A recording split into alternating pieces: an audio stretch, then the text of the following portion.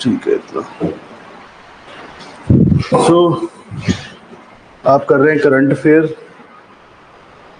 और current affair में आपका अक्टूबर मंथ है, जिसमें से फर्स्ट आपका जो करंट अफेयर है that is regarding cruise Bharat अभियान। मैक्सिमम इसमें जो आपका गवर्नमेंट का मेन फोकस है that is on the cruise या फिर टूरिज्म। जैसे बहुत सारी डिफरेंट कंट्रीज हैं जहाँ पे क्रूज या शिप्स चलाए जाते हैं, वैसे ही government of India with the help of union minister of ports, shipping and waterways, जो कि बंदरगाह के लिए, शिपिंग के लिए, वाटरवेज के लिए, या फिर आप कह सकते हैं जलमार्ग के लिए काम करता है, तो उन्होंने union ministry of ports, shipping and waterways इन्होंने लॉन्च किया है एक अभियान जिसे कहते हैं क्रूज भारत अभियान या फिर क्रूज भारत मिशन, और ये मुंबई पोर्ट से स्टार्ट कर रहे हैं, राइट। यहाँ पे ज्यादातर ये फोकस करेंगे कि जो जैसे मल्टीपल कंट्रीज में, जैसे यहाँ पे एक कंपनी है कोडिलिया नाम की कंपनी है जो कि बहुत ज्यादा क्रूज चलाती है, शिप्स चलाती है, और आपको याद होगा इस कंपनी का नाम, क्योंकि शाहरुख खान के बेटे का जो सीजर हुआ था, जहां से इनको अरेस्ट किया गया था, वो यही एक आपका शिप था, जहां पे काफी पार्टीज वगैरह ऑर्गेनाइज होती है। कोडिलिया जो है सबसे बहुत मतलब नंबर 1 पे चलता है शिप। तो ये सारे के सारे अभी प्राइवेट प्लेयर्स हैं, और इसमें पैकेजेस होते हैं, मल्टीपल टाइप के पैकेजेस होते हैं, जैसे 7 डे का अलग पैकेज है, 4 डे का अलग है, 3 डेज का अलग है, तो इसमें पैकेजेस दिए जाते हैं, और ये शिप एक पोर्ट से दूसरे पोर्ट तक चलते हैं। वैसे ही cruise Bharat mission, so it is aimed at boosting tremendous potential of cruise tourism in the country and to propel the country's cruise tourism industry by doubling cruise passenger traffic within 5 years, that is by 2029। ये कह रहे हैं कि भारत में बहुत ज्यादा potential है आपके क्रूज टूरिज्म का, क्योंकि अब कंट्री में अगर हम बात करें तो बहुत सारे प्राइवेट प्लेयर्स भी इसके ऊपर काम कर रहे हैं, तो ये चाहते हैं कि क्रूज इंडिया में चलाया जाए। अब इसी के लिए गवर्नमेंट कह रही है कि कंट्री का जो पोटेंशियल है, कंट्री की जो क्षमता है, उसको डबल किया जाए, और आपके जो क्रूज पैसेंजर्स हैं, ये ट्रैफिक काफी बड़ा है, और ये चाहते हैं कि 2029 तक जो है इसको डबल करना है। मतलब इसमें ज्यादा से ज्यादा जो है लोग पार्टिसिपेट करें, इस क्रूज के पैसेंजर बने, यात्री बने, तो उसके लिए यहाँ पे क्रूज भारत मिशन चलाया जा रहा है। अब इन्होंने कहा कि 3 फेजेस में ये कंप्लीट होगा, 3 चरणों में ये आपका कंप्लीट होगा। अलग अलग इन्होंने अपने टारगेट्स रखे हुए हैं, फेज 1, फेज 2, फेज 3। पहला जो आपके पास फेज 1 है, यहाँ पे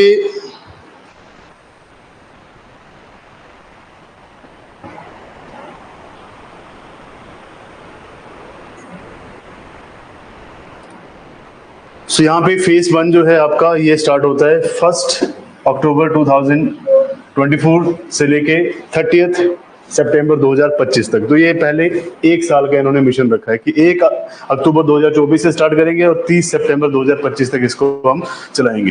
it will focus on conducting studies, master planning and forming cruise alliances with neighbouring countries. Simple ये करें कि यहाँ पे हमने फर्स्ट फेज में क्या करना है, 1 साल में, पहले 1 साल में यहाँ पे ये अपनी कुछ एक स्टडीज करेंगे कि क्रूज को कैसे चलाया जा सकता है, कौन कौन से इसमें मास्टर प्लान्स हैं जिनको यहाँ पे लॉन्च किया जा सकता है। साथ साथ में ये एक क्रूज अलायंस कर रहे हैं, मतलब एक टाइप से गठबंधन कर रहे हैं बहुत सारी कंट्रीज के साथ, जहाँ पे बहुत ज्यादा क्रूज टूरिज्म आपका चलता है।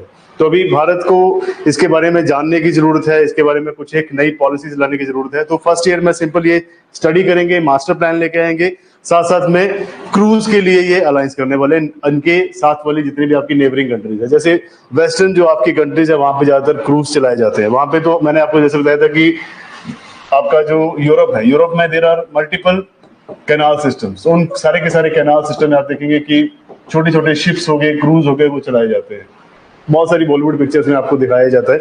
Also it will modernise existing cruise terminals, marinas and destination to enhance the potential of cruise circuits. तो दूसरे में कह रहे हैं कि पहले तो हमें स्टडी करनी है, मास्टर प्लान बनाना है, कुछ एक अलाइंसेस करने हैं आपके पड़ोसी देशों के साथ कि क्रूज को किस तरह से चलाया जा सकता है, किस तरह से रेवेन्यू जनरेट किया जा सकता है लॉन्ग टर्म के लिए, और इनको मॉडर्नाइज भी किया जाएगा, इनका आधुनिकीकरण भी किया जाएगा, मतलब जो मॉडर्न आपकी टेक्नोलॉजी है उसके साथ इनको जोड़ा जाएगा। साथ साथ में कह रहे हैं कि बहुत सारे टर्मिनल्स बनाए जाएंगे। टर्मिनल का सिंपल मीनिंग है जहां पे आपको पिक किया जाएगा, ड्रॉप किया जाएगा, उसके लिए बहुत सारे टर्मिनल्स हैं। मरीनास बनाए जाएंगे जहां पे फॉर एग्जांपल आप क्रूज के थ्रू जा रहे हैं, बीच में कोई आइलैंड आ जाता है तो उस आइलैंड पे जाकर आप जो है कुछ रिक्रिएशनल एक्टिविटीज कर सकते हैं। सो वहां पे ऐसे मरीनास बनाए जाएंगे। डेस्टिनेशन देखी जाएंगी कि कहां कहां पर ये क्रूज, आपका जो क्रूज भारत मिशन है या जो आपके क्रूज चलाए जाएंगे गवर्नमेंट की तरफ से, इनको कहां कहां पे यूज किया जा सकता है। तो डेस्टिनेशन, इसके टर्मिनल्स, मरीनास और साथ साथ में स्टडीज के लिए ही पहला साल इन्होंने रखा है। जो फर्स्ट फेज है इसमें सिर्फ और सिर्फ ये अभी इसके ऊपर स्टडी करने वाले हैं। सेकेंड जो फेज है ये स्टार्ट होगा आपका 1 अक्टूबर 2025 इस साल से नेक्स्ट 31 मार्च 2027 तक। तो ये इन्होंने लगभग 1.5-2 साल का यहाँ पे इन्होंने टारगेट रखा है। It will concentrate on developing cruise terminals, marinas and destination to activate high potential cruise locations and circuits. तो पहले में तो ऑब्वियसली जो पहले का जो सेकंड पार्ट है दैट इज कि हमें मरीनास बनाने हैं, डेस्टिनेशंस को यहाँ पे देखना है कि जहाँ जहाँ पे पोटेंशियल जो है आपका जो क्षमता है उसको कंप्लीट किया जा सके। तो पहले में ये स्टडी करेंगे, दूसरे में करेंगे कि हमने डेवलपमेंट करनी है नए क्रूज टर्मिनल्स की, मरीनास की और डेस्टिनेशंस की, जहाँ से ज्यादा जो है आपकी लोकेशंस आ सके और एक सर्किट बनाया जा सके। फेज 3 ये आपका लास्ट फेज है जो कि 2029 तक कंप्लीट होना चाहिए। ये 1 अप्रैल 2027 से लेके 31 मार्च 2029 तक चलेगा।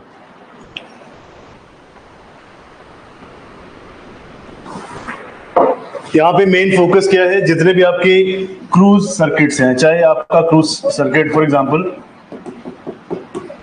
श्रीलंका से ले जाया जा सकता है।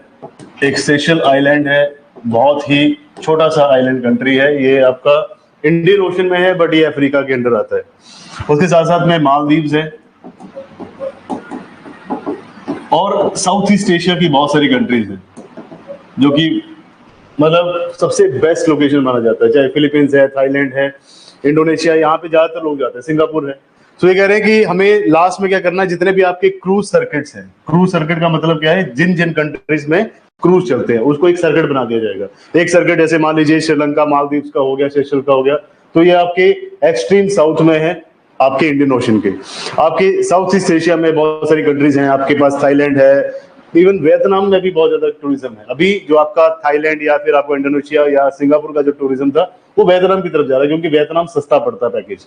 तो वैसे ही यहाँ पे कुछ एक क्रूज सर्किट बनाए जाएंगे नियर बाय इंडियन सब कॉन्टिनेंट। तो भारत के नियर बाय जितने भी आपके एरियाज है जहाँ पे क्रूज सर्किट चल रहा है, तो वहां पे इनको इंटीग्रेट किया जाएगा, इनको एक दूसरे के साथ जोड़ा जाएगा, marking the maturity of the cruise ecosystem while continuing the development of cruise terminals, marinas and destinations. तो लास्ट ये कह रहे हैं कि हमें एक प्रॉपर इकोसिस्टम डेवलप करना है जहां पे आप इन कंट्रीज के साथ मिलकर, सब इंडियन सब कॉन्टिनेंट के नियर बाय जितने भी आपकी कंट्रीज है जहां पे क्रूज शिप चल रहे हैं उनके साथ आपको इंटीग्रेट होके एक इकोसिस्टम डेवलप करना है जहां पे आप मल्टीपल टाइप्स के टर्मिनल्स बना सके, मरीनास बना सके और कुछ एक नई डेस्टिनेशन को यहाँ पे खोज सके। तो मेन क्रूज भारत मिशन का यही प्रोग्राम है आपका ministry of port, shipping and waterways का, कि आप अपनी वाटर, जितने भी आपके जल मार्ग हैं जिसे आप कहते हैं वाटरवेज, इनका अच्छे से यूज करें। जहाँ पे प्राइवेट प्लेयर यहाँ पे बहुत रेवेन्यू जनरेट कर रहे हैं करोड़ों के हिसाब से, हजारों करोड़ के हिसाब से यहाँ पे वाटरवेज। अगर सिंपल देखें, नॉर्मल इनका पैकेज स्टार्ट होता है फ्रॉम 50,000 और ये ऐसा है कि जस्ट 2 डेज के लिए। ये क्रूज नॉर्मल क्रूज नहीं है। अगर प्रॉपर अगर आप कोडिलिया का एक क्रूज देखेंगे तो उसके बीच में मॉल है, उसी के बीच में देर आर मल्टीपल आपके 7-7, 8-8 माले की बिल्डिंग है एक टाइप से, जहाँ पे रूम्स है, वहाँ पे कुछ एक एक्टिविटीज होती है। कोडिलिया की बहुत अच्छी एक ऐड आती है, वो मैं दिखा सकता है यहाँ पे, बट उसमें मल्टीपल चीजें, वहाँ पे सर्कस होता है, वहाँ पे मल्टीपल आपके गेमिंग एरियाज है, जैसे मॉल हो गया आपका, पूरे मॉल में आपकी सारी एक्टिविटीज है, आप शॉपिंग कर सकते हैं, फूड कोर्ट्स है। तो वैसे ही इन्होंने देखा है कि मल्टीपल जो आपके प्राइवेट प्लेयर्स हैं, और वो प्राइवेट प्लेयर इंडिया के भी नहीं है, वो बाहर के हैं, राइट। यूके की शिप चल रही है, यूएस की शिप, क्रूज शिप चल रही है, और उसके ऊपर सारी की सारी एक्टिविटीज चल रही है। सो गवर्नमेंट इसीलिए क्रूज भारत मिशन लेके आई, सो दैट 2029 तक जो है यहाँ पे क्रूज भारत मिशन जो है प्रॉपर्ली डेवलप कर दिया जाए। सो ये मीटिंग हुई थी इनकी। नेक्स्ट है आपके पास topic that is overseas citizens of India. Overseas citizens of India, Indian companies cruise ship बनाती हैं। इसमें अभी तक आपकी कोई ऐसी कंपनी है नहीं जो ज्यादा क्रूज शिप बना रही है, ज्यादातर प्राइवेट प्लेयर इसमें काम करते हैं। बाकी आपके पास 2 शिपिंग यार्ड्स हैं जो कि डीआरडीओ के हैं, डिफेंस के हैं, वो आप डिफेंस एक्सरसाइजेज में पढ़ेंगे, आएगा आगे। जैसे कि मैगाजोन शिपयार्ड लिमिटेड है, एक कंपनी है दैट इज मैगाजोन शिपयार्ड लिमिटेड। एक और भी है, इसका नाम नहीं मुझे याद आ रहा। मल्टीपल हैं ऐसी ऐसी आपके पास शिप बिल्डिंग कंपनीज है, बट वो गवर्नमेंट ऑफ इंडिया की है, मतलब these are PSUs, public sector undertakings. तो इसमें 49% जो है वो प्राइवेट प्लेयर है और 51% जो है वो गवर्नमेंट का शेयर है। तो ये पीएसयूज है, प्राइवेट सेक्टर अंडरटेकिंग्स या फिर प्राइवेट सेक्टर एंटरप्राइजेस आप कह सकते हैं इनको। तो ये गवर्नमेंट की कंपनीज है, गवर्नमेंट ओन्ड कंपनीज है, क्योंकि 51% का सिंपल मीनिंग है कि यहाँ पे जो ज्यादा शेयर है वो गवर्नमेंट का है, लगभग 14% जो है उसमें प्राइवेट प्लेयर काम करते हैं। नेक्स्ट आपके पास है ओवरसीज सिटीजन्स ऑफ इंडिया, कई बार न्यूज में रहते हैं। एक होता है आपके पास ओसीआई कार्ड होल्डर, एक होता है पीआईओ, एक है ओवरसीज सिटीजन्स ऑफ इंडिया, दूसरा है पर्सन ऑफ इंडियन ओरिजिन। अभी रिसेंटली लास्ट आपके अक्टूबर में लगभग 6 मंथ्स पहले ओवरसीज सिटीजन्स ऑफ इंडिया, एक मिनट में इनका आपको पासपोर्ट दिखाता हूँ, राइट। एक तो पासपोर्ट इनके पास यूके का है या ग्रेट ब्रिटेन का है, साथ साथ में दिस इज द पासपोर्ट जो कि ये होल्ड करते हैं। इनको ये अलग से रजिस्ट्रेशन करने के बाद पासपोर्ट दिया जाता है रिपब्लिक ऑफ इंडिया के द्वारा। अब यहाँ पे ओसीआई लिख रखा है, सो ओसीआई के बारे में देखेंगे होते क्या है, कहाँ से आते हैं, है ना, कौन से प्लेनेट से आते हैं ये। सो रिसेंटली जो कंसुलेट जनरल ऑफ इंडिया है in New York has clarified that rumors circulating on social media regarding overseas citizens of India, that is OCIs, becoming classified as foreigners are false. Simple, overseas citizens of India जो है ये आपके भारत के ही लोग हैं, they belong to India, but ये काफी समय से, सदियों से बाहर रह रहे हैं, है ना, अदर कंट्रीज में रह रहे हैं, वहां पे इनका ऑलरेडी सिटीजनशिप है, बट ये बिलोंग करते हैं इंडिया से। अब आपका जो सिटीजनशिप, आपका जो चैप्टर है पॉलिटी में, उसमें पूरा का पूरा इसके बारे में दे रखा है कि सिटीजनशिप कैसे ली जा सकती है, कौन कौन से सिटीजन होते हैं, इनका कार्ड बनाया जाता है रजिस्ट्रेशन के थ्रू। अब ये कह रहे हैं कि न्यूयॉर्क में एक अफवाह फैली थी, एक र्यूमर फैला था कि ये जो आपके ओसीआई हैं, इनको अब ओवरसीज सिटीजन ऑफ इंडिया की कैटेगरी से हटा के फॉरेनर बना दिया जाएगा, इनको फॉरेनर बना दिया जाएगा। फॉरेनर का सिंपल मीनिंग क्या है कि ये हमारे देश से बिलोंग नहीं करते, राइट। अब ओसीआई जो है, ओसीआई कार्ड होल्डर, एक्चुअल में अगर हम बात करें, जैसे कि आपके पास कैटेगरी एनआरआई, एक है आपके पास ओसीआई, एक है पीआईओ, तो पीआईओ और ओसीआई को मर्जी कर दिया इन्होंने बाद में, है ना, क्योंकि ये कह रहे थे कि दोनों में अलग अलग आपके मेथड चलते हैं। सो एनआरआई जो that is non resident of India, Bharat का नागरिक है पर भारत में नहीं रहता। ओसीआई जो है ये बहुत सालों से, बहुत समय से, मतलब आप लगा सकते हैं कि 50-60 साल से बाहर रह रहा है। इसके पास कार्ड जो है, इसका जो अपना खुद का सिटीजनशिप है वो यूके का है या यूएस का है, बट ये भारत का है। उसमें कंडीशन रखी है इन्होंने कि 1950 में ये भारत से बिलोंग करता हो, उन दोनों में से, मतलब 2 हस्बैंड वाइफ में से, या इनके एंसेस्टर्स वहां से बिलोंग करते हैं, उन्होंने कैटेगरीज रख रखी है कि ये कंडीशंस हैं, तो उनका ओसीआई कार्ड बनाया जाता है ना। जो विदेशी लोग भारत में रह रहे, भारत से बाहर रह रहे हैं विदेश में, उनका कार्ड बनाया जाता है। इस कार्ड के थ्रू इनका क्या, मल्टीपल एंट्रीज हो जाती है इंडिया में, बार बार इनको वीजा नहीं लगाना पड़ता, क्योंकि बार बार भारत आएंगे, अपने रिश्तेदारों से मिलेंगे, यहाँ आएंगे तो कुछ खर्चा करेंगे, राइट, तो गवर्नमेंट को एक टाइप से रेवेन्यू भी जनरेट होगा। बट कुछ है कि इनको राइट्स नहीं दिए जाते कि प्रॉपर्टी नहीं खरीद सकते, राइट, आप यहाँ पे रिसर्च करने आ रहे तो आपको बताना पड़ेगा, बहुत सारी कंडीशंस है उसमें, मल्टीपल कंडीशंस है। बट ओसीआई के लिए इन्होंने शोर मचा रखा था कि अभी इनको ओसीआई से हटा के फॉरेनर बना दिया जाएगा। जैसे जो फॉरेनर्स इंडिया में आते हैं उनको वीजा लेना पड़ता है, जितने दिन तक रह रहे हैं उनको बताना पड़ता है गवर्नमेंट ऑफ इंडिया को कि आप इतने समय के लिए स्टे कर रहे हैं, अगर आप आगे एक्सटेंड कर रहे हैं तो आपको फिर वीजा एक्सटेंड कराना पड़ता है। तो इसके लिए उन्होंने कहा कि जो भारत का जो एक टाइप से कंसुलेट जनरल है इंडिया का, मतलब जो भारत की एम्बेसी है यूके में, सॉरी न्यूयॉर्क में, उन्होंने क्लैरिफाई किया कि इनको अभी हम यहाँ से निकाल नहीं रहे, ये एक टाइप से रूमर है। अब नेक्स्ट है आपके पास अबाउट ओवरसीज सिटीजन्स ऑफ, अब ओवरसीज सिटीजन्स ऑफ इंडिया क्या है। The overseas citizen of India scheme was introduced in August 2005। तो 2005 में भारत की सरकार ने ये OCI स्कीम लेके आए थे, which provide for registration of all persons of Indian origin who were citizens of India on January 26, 1950 and thereafter were eligible to become citizens of India on the said date. तो simple कह रहे हैं कि 2005 के अगस्त, तो 2005 में अगस्त महीने में इन्होंने एक स्कीम निकाली गवर्नमेंट ऑफ इंडिया ने, मतलब पार्लियामेंट में ही, कि एक OCI नाम का कार्ड लेके आएंगे, जिसमें से अगर आप रजिस्ट्रेशन कराते हैं, वहां पे अगर आप पंजीकरण कराते हैं तो आपकी रजिस्ट्रेशन की जाएगी। जो भी लोग पर्सन ऑफ इंडियन ओरिजिन, जो कि भारत से ही जुड़े हुए हैं, जिनका जो एक टाइप से ओरिजिन है वो इंडियन है बट रहते बाहर है, तो उन्होंने कहा कि ऐसे सिटीजन जो कि 26 जनवरी 2050 को भारत के ही सिटीजन थे या एलिजिबल थे भारत की सिटीजनशिप लेने के लिए। दो कंडीशन है, पहले कह रहे हैं कि 26 जनवरी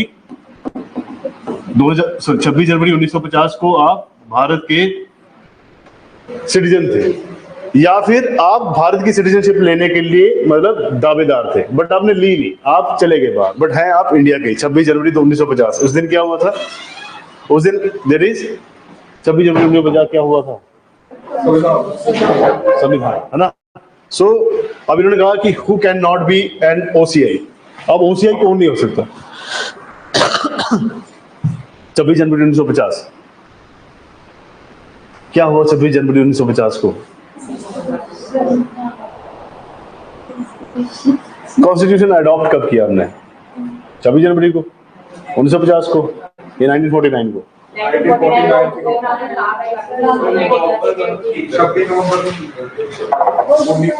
26 नवंबर 1949 को हमने उसको अडॉप्ट करके, मतलब रेडी था, बना के रेडी था, और 26 जनवरी 1950 को हमने उसको लागू कर दिया और हमने कहा दिया कि we are the republic of India. वही लिखा है उस कार्ड में, आगे कार्ड में जो पिक्चर है उसमें लिख रखा है रिपब्लिक ऑफ इंडिया, भारत, गणतंत्र भारत, है ना। सो अब ये कह रहे हैं कि कौन व्यक्ति जो है वो OCI नहीं हो सकता। ये तो हमने कह दिया कि ऐसा व्यक्ति जो कि 26 जनवरी 1950 को या तो भारत का सिटीजन था या भारत की सिटीजनशिप लेने के लिए दावेदारी रख सकता था। दूसरा कह रहे हैं कि कौन OCI नहीं हो सकता। And an applicant is not eligible to get an OCI card if her parents or grandparents have ever been a citizen of Pakistan or Bangladesh। एक व्यक्ति जो कि जिसके पेरेंट्स या जिसके ग्रैंड पेरेंट्स पाकिस्तान और बांग्लादेश की जो पहले से सिटीजनशिप ले चुके हैं, वो इसके लिए अप्लाई नहीं कर सकते भले ही वो इंडियन थे। फॉर एग्जाम्पल, एक व्यक्ति जिसका इंडिया में ही पहले ओरिजिन था, बट जब पार्टीशन हुआ वो इंडिया से गए, पाकिस्तान में सिटीजनशिप ले ली, तो आप अप्लाई नहीं कर सकते, राइट। तो इसलिए कह रहे हैं कि अगर कोई बांग्लादेश या पाकिस्तान में अगर कोई आपका ऐसा कोई ओरिजिन है किसी व्यक्ति का जिसके पेरेंट्स या ग्रैंड पेरेंट वहां के सिटीजन बन चुके पाकिस्तान या अफगानिस्तान बांग्लादेश के, तो वो इसके लिए एलिजिबल नहीं है। Next, foreign military personnel either in the service और retired are also not entitled to grant of OCI। अब मान लीजिए मैं इंडियन हूँ, मेरे ग्रैंड पेरेंट्स या फिर कोई व्यक्ति, सिंपल समझिए, फॉरेन मिलिट्री पर्सनल भारत का ही कोई नागरिक था जो कि 26 जनवरी 1950 को भारत का नागरिक था या नागरिकता लेने के लिए एलिजिबल था, सिटीजनशिप लेने के लिए एलिजिबल था, पर उसने क्या किया, वो यूके गया, यूके की आर्मी में भर्ती हो गया या US की आर्मी में भर्ती हो गया, तो उसको भी ये OCI कार्ड नहीं मिलेगा, क्योंकि वो किसी अदर कंट्री का मिलिट्री का पर्सनल है, चाहे वो वहां पे सिपाही है या रैंक किसी भी रैंक पे है, बट उसको ये कार्ड नहीं मिलेगा, OCI कार्ड उसको नहीं दिया जाएगा। तो पहले तो ऐसे व्यक्ति जिनके ग्रैंड पेरेंट्स या पेरेंट्स ऑलरेडी सिटीजनशिप ले चुके हैं पाकिस्तान की या बांग्लादेश की, उसको OCI कार्ड नहीं मिलेगा। ऐसा व्यक्ति जो कि भारत का ही है, 26 जनवरी को वो यहाँ का सिटीजन भी था और सिटीजनशिप ले भी सकता था, बट बाहर जाके किसी आर्मी में या किसी मिलिट्री में वहां पे जाके भर्ती हो जाता है, चाहे वो सर्विस में है चाहे वो रिटायर हो चुका है। ऐसा नहीं कि आप जब तक सर्विस कर रहे थे तब तक नहीं ले सकते या रिटायरमेंट के बाद ले सकते, अदरवाइज सभी यहाँ पे आ जाते, राइट। सो एक कह रहे कि रिटायर होने के बाद भी, सर्विस के बाद भी आपको नहीं मिल पाएगा ये। However, the spouse of foreign origin of a citizen of India or spouse of a foreign origin of an OCI whose marriage has been registered and subsisted or for not less than 2 years can apply for OCI card. ये थोड़ा सा difficult है। Spouse of a foreign origin of a citizen, spouse, यहाँ से कोई lady जाती है बाहर जाके किसी व्यक्ति से शादी कर लेती है, गोरे से, है ना, जैसे पंजाबी में बहुत इजीली समझ आ जाता है गोरा, है ना, तो वहां भी बाहर किसी फॉरेनर से शादी कर लेती है ना। और spouse of a foreign origin of OCI, अब मान लीजिए कोई व्यक्ति यहाँ से जाता है, वहां पे गोरी से शादी कर लेता है, या फिर वहां पे किसी लेडी से शादी कर लेता है, फॉरेनर से, तो दोनों कंडीशंस हैं। मतलब अगर मेल है चाहे फीमेल है इंडियन, और आगे जाके स्पाउस उनका या उनका जो अर्धांगिनी या फिर पति है ना, अगर वो वहां का फॉरेनर है, तब भी उसको ये मिल सकता है। बट आपको क्या करना पड़ेगा, जब शादी की है तो शादी के 2 साल से ज्यादा नहीं होने चाहिए। विद इन 2 ईयर्स आपको वो इसके ओसीआई के लिए अप्लाई करना पड़ेगा, तब फिर आप दोनों ओसीआई हो सकते हैं। चाहे गोरे से की है चाहे गोरी से शादी की है ना, चाहे फीमेल फॉरेनर से शादी की है चाहे मेल फॉरेनर से शादी की है, इंडियन ओरिजिन का व्यक्ति है या लेडी है, बट उनको शादी के 2 साल के अंदर अंदर, फॉर एग्जाम्पल ये होता है, क्या बोलते हैं उसको, फैमिली रिकॉर्ड समथिंग, ये तो हमारे साथ भी चलता है इंडिया में। जैसे आपकी एकदम से शादी हो जाए है ना, और शादी होने के बाद क्या है, आपको एक परिवार नकल करके होता है कुछ है ना, तो वो आपको अपने पंचायत में या फिर जहाँ पे म्यूनसिपलिटी में आप रहते हैं वहां पे रजिस्ट्रेशन करानी पड़ती है कि आपकी शादी हो चुकी है, आप नई जगह आ चुके हैं और अब आपका एड्रेस न्यू है और आपके पति का नाम ये है। सो वैसे ये कह रहे हैं कि आपको ये मिल सकता है, बट उसके लिए आपको अप्लाई करना पड़ेगा। 2 साल से ऊपर नहीं होनी चाहिए आपकी शादी। 2 साल के बाद अगर अप्लाई करते हैं शादी के, तो फिर वो अप्लाई नहीं हो पाएगा। सो सर्टिफिकेट ऑफ रजिस्ट्रेशन, राइट, ये कोई पासपोर्ट नहीं है, इसमें सिंपल लिख रखा है this is a certificate of registration, पंजीकरण का प्रमाण पत्र, ओवरसीज सिटीजन ऑफ इंडिया, नीचे लिख रखा है रिपब्लिक ऑफ इंडिया। तो जब ये आएंगे तो उनको बार बार वीजा ऑन अराइवल की टेंशन नहीं होगी कि वीजा मिलेगा नहीं मिलेगा, ये इजिली आ सकते हैं। सो एडवांटेज क्या होता है ओसीआई कार्ड होल्डर को? एन ओसीआई card holder essentially a foreign passport holder. तो सिंपल सी बात है, ये फॉरेन पासपोर्ट होल्डर ही होता है, चाहे यूके से आए, पोलैंड से आए, न्यूजीलैंड से आए, ऑस्ट्रेलिया से आए, बट इनके पास जो अपना पासपोर्ट होगा वो फॉरेनर पासपोर्ट होगा। So it is an essentially a foreign passport holder gets multiple entries, multiple purpose lifelong visa for visiting India and is exempted from registration with local police authority for any length of stay in the country, है ना। आप आगे बाहर से और आपने police वालों को नहीं बता रखा कि हम बाहर से आए हैं और वीजा आपका एक्सपायर हो चुका है, वो आपको सीधा रिपोर्ट कर देंगे, बोले वापस भेजो इसको। उसके बाद कुछ एक सैंक्शन लगा देंगे कि नेक्स्ट टाइम जब आप आएंगे तो फिर अच्छे तरीके से तलाशी की जाएगी, हर एक चीज जो है आपसे मांगी जाएगी। तो जो ओसीआई कार्ड होल्डर होता है उसके पास फॉरेन पासपोर्ट होता है, साथ साथ में फायदा क्या है, ये मल्टीपल टाइम भारत में आ सकता है, एंट्री कर सकता है, लाइफ लॉन्ग वीजा भी मिल जाता है इसको भारत में एंट्री करने के लिए। फॉर एग्जांपल भतीजे की शादी में आए तो पहले हफ्ता आते थे, अब क्या करते हैं 6 महीने के लिए आ जाते हैं, तो दिल करता है कि नहीं आगे एक और शादी आने वाली, तो आप 1 साल रुक जाते हैं, तो वो इजी है। पर पहले क्या था, पैसे लगते थे वीजा के हिसाब से। And is exempted from registration with local police, तो लोकल पुलिस बार बार आपको आके तंग नहीं करेगी कि टाइम हो चुका है, फ्लाइट पकड़िए निकलिए। नेक्स्ट है the OCI card holder is, अब इनको कौन कौन सी चीजें अलाउड नहीं है यहाँ पे, ये तो अलाउड है, कौन कौन सी चीजें अलाउड नहीं है। Not entitled to vote, simple सी बात है, आपका पासपोर्ट ही जब बाहर का है तो आप यहाँ पे मतदाता नहीं बन सकते, ना आप किसी विधानसभा में वोट डाल सकते, लेजिस्लेटिव असेंबली मतलब एमएलए को वोट नहीं डाल सकते, ना किसी काउंसिल में, ना एमएलए को, ना किसी एमएलसी को, किसी को आप यहाँ पे वोट नहीं डाल सकते, ना ही पार्लियामेंट में किसी एमपी को भी आप नहीं चुन सकते, क्योंकि ये भारत के कॉन्स्टिट्यूशन के हिसाब से आपको राइट है नहीं, ना प्रेसिडेंट के लिए, ना वाइस प्रेसिडेंट के लिए, ना जज के लिए, मतलब किसी भी सरकारी दायरे में आपका यहाँ पे कोई रोल नहीं है। नेक्स्ट, ही और she can not normally hold employment in the government, सरकारी नौकरी नहीं मिल सकती यहाँ पे। सो क्योंकि आप ओसीआई है, आपको यहाँ पे सरकारी नौकरी नहीं मिलेगी। नेक्स्ट, लेटेस्ट रूल्स क्या है, ये लेटेस्ट रूल्स की बात है यहाँ पे regarding OCIs on March 4th 2021 तो 4 मार्च 2021 को नए इन्होंने रूल लेके आए हैं। हाँ जी, लॉन्च तो 1949 को हो गया था, बट इम्प्लीमेंट हुआ था 1950 को। कैन नॉट लिखा हुआ है, please check the line who can not be OCI।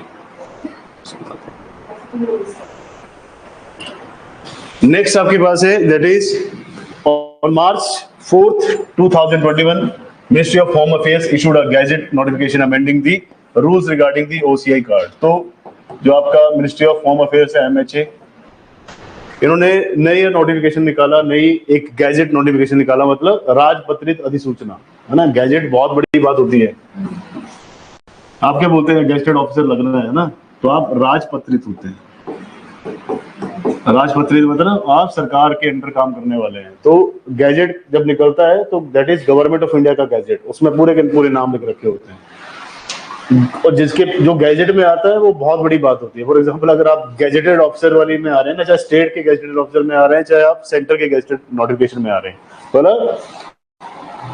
State में अगर आप एसडीएम हैं तो आपको निकालने की जो प्रक्रिया है वो गवर्नर के पास है, और अगर आप सेंटर में आईएएस वगैरह हैं तो आपके पास डायरेक्ट प्रेसिडेंट का है।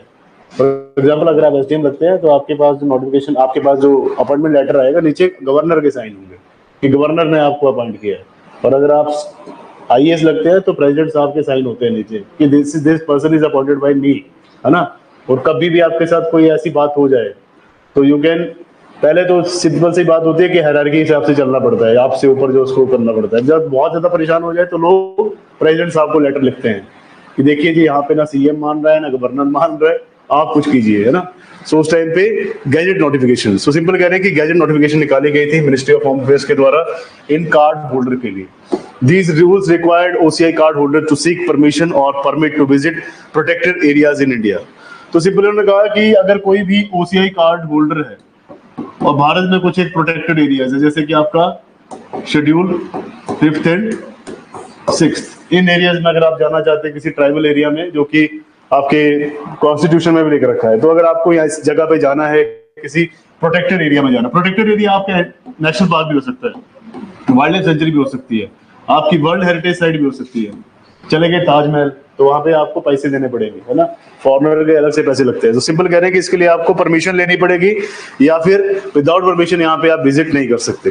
The same restriction apply to foreign nationals visiting Jammu Kashmir and Arunachal Pradesh. तो अगर कोई भी फॉरेन नेशनल आता है भारत में और वो जम्मू कश्मीर जाना चाहता है, अरुणाचल प्रदेश जाना पड़ता है, जम्मू कश्मीर में आपको परमिशन लेनी पड़ेगी वहां पे डीसी या फिर एसडीएम से, और अरुणाचल में भी यही बात है, आपको वहां पे लोकल अथॉरिटीज से परमिशन लेनी पड़ती है, इनर लाइन परमिट, है ना, ILP।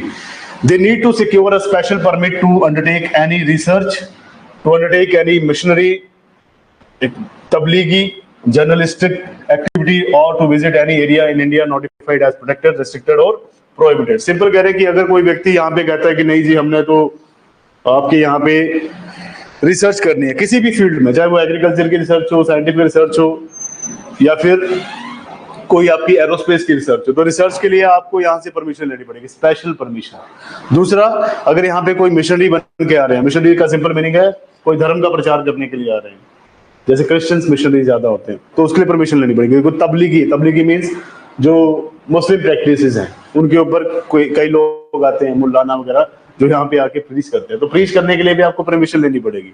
जर्नलिस्टिक एक्टिविटी, मान लीजिए बीबीसी यूके से किसी रिपोर्टर को भेज देती है कि जाइए भारत में क्या चल रहा है, कहाँ पे कोई विवाद हो गया, जैसे किसानों का आंदोलन हो गया, वहां पे आप ऐसे नहीं है कि एयरपोर्ट से उतरे दिल्ली से अपना कैमरा उठाया और शूट कर लिया, उसके लिए आपके पास परमिशन होनी चाहिए।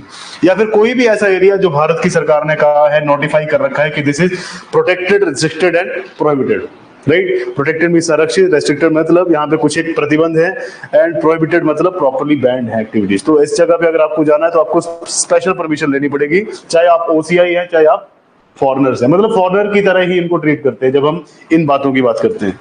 दे are at par with foreign nationals in respect of all other economic, financial and educational fields for the purpose of foreign exchange management act 2003, although past circulars of the Reserve Bank of India under FEMA Act continue to hold ground। तो simple कह रहे हैं कि अगर यहाँ पे कोई economic activity कर रहे हैं, जैसे मान लीजिए बोल रहे हैं कि फैक्ट्री खोल देंगे या ट्रांसपोर्ट की अपनी कंपनी खोल देंगे, पॉसिबल नहीं है, आप नहीं कर सकते। कोई फाइनेंशियल, जैसे फॉर एग्जांपल आप बैंक से लोन लेने की कोशिश कर रहे हैं, RBI से लोन उठाने की कोशिश कर रहे हैं, वो नहीं मिल पाएगा क्योंकि आप यहाँ के सिटीजन नहीं है, पैसा लेके भाग सकते हैं। नेक्स्ट, एजुकेशनल फील्ड, आप PhD करने आ रहे हैं तो उसके लिए भी स्पेशल परमिशन है। आप यहाँ पे आके जैसे लिखा ना यहाँ पे कि रिसर्च नहीं कर सकते, आप बोल रहे हैं कि मेरे को तो जूनियर रिसर्च फेलो का काम करना है, यहाँ पे JRF करना है, नॉट पॉसिबल क्योंकि परमिशन लगेगी। Also foreign exchange management act, ये आपका क्या है, इकोनॉमिक्स का पार्ट है, फॉरेन एक्सचेंज मैनेजमेंट एक्ट 2003। तो कह रहे हैं कि पास जो आपके सर्कुलर थे RBI के, फेमा एक्ट के, वो अभी भी अपने ग्राउंड पे होल्ड करते हैं। मतलब यहाँ पे आप एक्स्ट्रा मनी जो भी बाहर से लेके आ रहे हैं या फिर जो भी आपका जो ब्लैक मनी चलता है उसके लिए ये फेमा एक्ट बनाया गया है, तो ये भी यहाँ पे अलाउड नहीं है। मनी लॉन्ड्रिंग का केस हो जाएगा। सो ओसीआई के पास कुछ एक परमिशंस हैं, कुछ एक परमिशंस नहीं है। तो ओसीआई को आप अच्छे से पढ़िए, आपकी लक्ष्मीकांत की जो पॉलिटी है उसमें बहुत अच्छे से वहां पे एक्सप्लेन कर रखा है। गैजेट का डेफिनेशन क्या होता है? गैजेट का डेफिनेशन सिंपल समझिए कि गवर्नमेंट ऑफ इंडिया ने एक पुख्ता अपनी तरफ से, आप कह सकते हैं कि ओरिजिनल डॉक्यूमेंट है गवर्नमेंट का, कि गवर्नमेंट के पास पूरा डाटा होता है। जैसे आप एसडीएम बन रहे हैं तो आपकी सरकार के पास, गवर्नर के पास पूरा डाटा जाता है कि इस व्यक्ति को अपॉइंट किया गया, पूरा का पूरा बायोडाटा। नेक्स्ट आपके पास दादा साहब फाल्के अवार्ड, पिक्चर देख सकते हैं आप, मिथुन दा, है ना, बहुत सारे रियलिटी शोज में आते हैं, सेलिब्रिटी शोज में आते हैं, तो इनको इस बार अवार्ड दिया गया है। So legendary actor mister Mithun Chakraborty will be honored with Dada Saheb Phalke lifetime achievement award for the year 2022। अब ये 22 क्यों? क्योंकि लॉकडाउन के टाइम पे 20-21 में जो है पीछे चला गया ऐसा काम, 2 साल तक वैसे अवार्ड दिए नहीं गए, तो ये 2022 के लिए दिया जा रहा है, इनको 24 के लिए नहीं दिया जा रहा है, 24 वाला 26 में दिया जाएगा, 2 साल आगे एक्सटेंड करके। तो दादा साहब फाल्के अवार्ड, और ये है अवार्ड, ऐसा होता है ये। सो it is India's highest award in the field of cinema. तो सिनेमा के क्षेत्र में सबसे बड़ा जो अवार्ड दिया जाता है that is Dada Saheb Phalke award. It is presented annually at the national film awards ceremony by the directorate of film festivals and organisation set up by the ministry of information and broadcasting. तो अगर कोई भी cinema से regarding है, कोई भी आपके, for example बीच में इन्होंने क्या किया था कि बहुत सारी ओटीटीज है, over the top devices.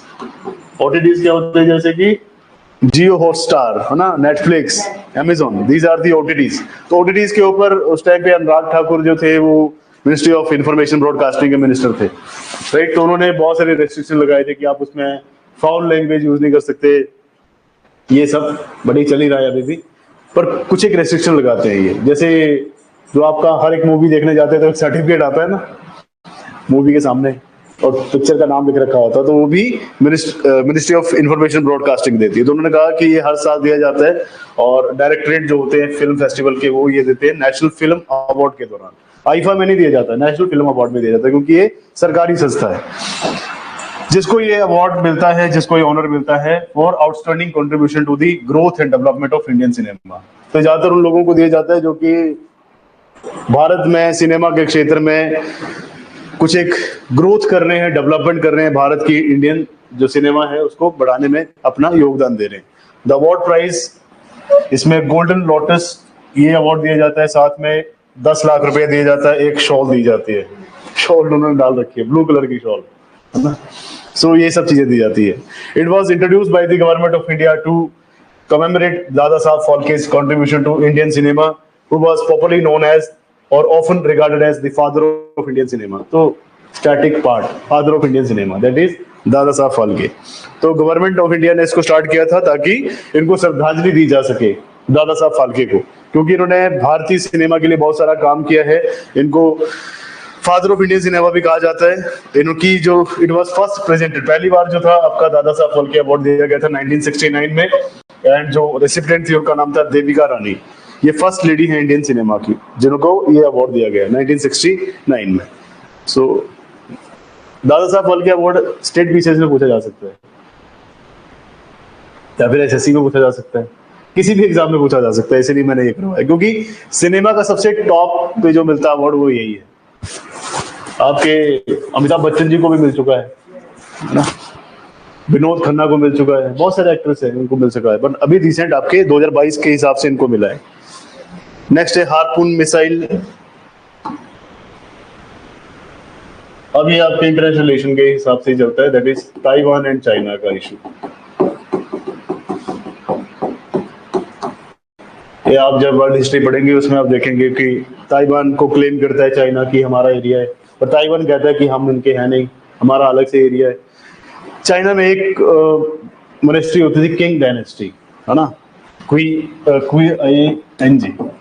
Dynasty, और एक दूसरी पार्टी थी, इन दोनों के बीच में टसल चलता रहता था। तो किंग डायनेस्टी ने किसी टाइम पे ताइवान को अपने अंडर होल्ड में रखा था, फिर बहुत सारे वॉर हुए, लड़ाई हुई, सिविल वॉर चलते रहे, उसके बाद ताइवान ने खुद को एक टाइप से इनसे आजाद करा लिया, और उसके बाद से ये बहुत सारी इनके इश्यूज चलते रहते हैं। हर बार ये कहता है कि ताइवान हमारा एरिया है, तिब्बत हमारा एरिया, तो चाइना की तो ये एक्सपेंशनरी पॉलिसी हर जगह चलती है। तो अरुणाचल को भी कहते हैं कि भारत का हिस्सा नहीं है, ये इनका हिस्सा है। तो first shipment of 100 land based harpoon anti ship missile system ordered from the United States has reportedly arrived in Kaohsiung, Taiwan. तो सिंपल कह रहे हैं कि 100 लैंड बेस्ड आपकी एंटी शिप मिसाइल सिस्टम्स इन्होंने अभी खरीदी हैं, जो कि यूएस ने बनाई है और ये ताइवान पहुंच चुकी है। Taiwan receives first shipment of harpoon anti ship missile system that can complicate China's attack, है ना। तो कह रहे हैं कि इन्होंने ये जो आपकी पहली शिपमेंट ली है जिसमें 100 land based anti ship missile systems हैं, ये चाइना के लिए, चाइना के जो इनके ऊपर हमले हो सकते हैं या फिर संभावित हमले हैं, पॉसिबिलिटी है, उनको ये इजीली रोक सकते हैं। अब हार्पून क्या है? हार्पून जो है ये, इसमें इसके नाम दे रखे हैं, डिफरेंट नेम। ये यूएस की डिजाइन की हुई एक subsonic anti ship cruise missile है जो कि 1977 से यूएस यूज कर रहा है, बट इन्होंने रिसेंटली अभी ये ताइवान को इन्होंने बेचा है। न्यूमरस वेरिएंट्स हैं इसके, मल्टीपल टाइप हैं इसके, इंसेप्शन इसका जब से हो चुका है। इसमें आपके पास मल्टीपल वर्जन्स है। Simple, it is currently in service with arm forces of more than 30 countries including India. तो हार्पून मिसाइल जो है सिर्फ और सिर्फ इनके पास नहीं है, लगभग 30 और कंट्रीज हैं पूरे विश्व भर में जहां पे ये मिसाइल यूज की जा रही है। लगभग इंडिया के पास भी हार्पून मिसाइल्स हैं। तो सिंपल इन्होंने अपने आप को बचाने के लिए या फिर एयर डिफेंस के लिए इसको यूज किया, एंटी शिप मिसाइल सिस्टम। तो अगर इनकी शिप के ऊपर अटैक करेगा तो ये हार्पून मिसाइल जो है उनकी मिसाइल को ऑन एयर ही डिस्ट्रॉय कर देगी। तो हमने ये इसके बारे में पढ़ा था साइंस एंड टेक में। अब ये है आपकी मिसाइल। फीचर्स क्या है? इसे आप ऑल वेदर कंडीशन में यूज कर सकते हैं, किसी भी प्रकार का मौसम हो, सर्दी गर्मी बरसात, हर टाइम इसे यूज कर सकते हैं ऑल वेदर कंडीशन में। ओवर द होराइजन, ये जब कोई मिसाइल आपके ऊपर अटैक करने वाली है उसको ऑन दी एयर ही ब्लास्ट कर सकती है, खत्म कर सकती है। और this is anti ship missile system. Single missile major जो है इसका लेंथ दे रखा है, वेट दे रखा है, नॉट इंपॉर्टेंट। टर्बोजेट इसमें इंजन है, सॉलिड प्रोपेलेंट है, मतलब यहाँ पे जो बारूद है प्रोपेलेंट है दैट इज सॉलिड, मतलब वो एक टाइप से सॉलिड फॉर्म में। बाकी मल्टीपल चीजें दे रखी है, बस सिंपल आप समझिए कि दिस इज फॉर ताइवान, क्योंकि ताइवान के ऊपर मल्टीपल अटैक्स करता है और पॉसिबिलिटी है कि अटैक्स होंगे। This is neutrino, right. Neutrino आपने कहां पढ़ा था? पार्टिकल फिजिक्स में। जैसे कि क्वार्क्स होते हैं, फोटॉन्स होते हैं, वैसे न्यूट्रिनोस होते हैं। एटम है, एटम के बीच में देयर इज न्यूक्लियस। न्यूक्लियस में क्या होता है? Neutron plus proton, electron side में घूमता रहता है, गलती नहीं करनी है। सो न्यूट्रॉन क्या होता है? इलेक्ट्रॉन होता है नेगेटिव चार्ज होता है, प्रोटॉन होता है पॉजिटिव चार्ज, न्यूट्रॉन होता है न्यूट्रल, है ना, इसका कोई चार्ज नहीं होता। तो ये कह रहे हैं कि कुछ एक रिसर्चर्स जो है, ये देखिए बहुत अच्छी पिक्चर बना रखी है, वैसे तो मैंने कॉपी पेस्ट की है बट अच्छी लग रही है ना, न्यूट्रिनो।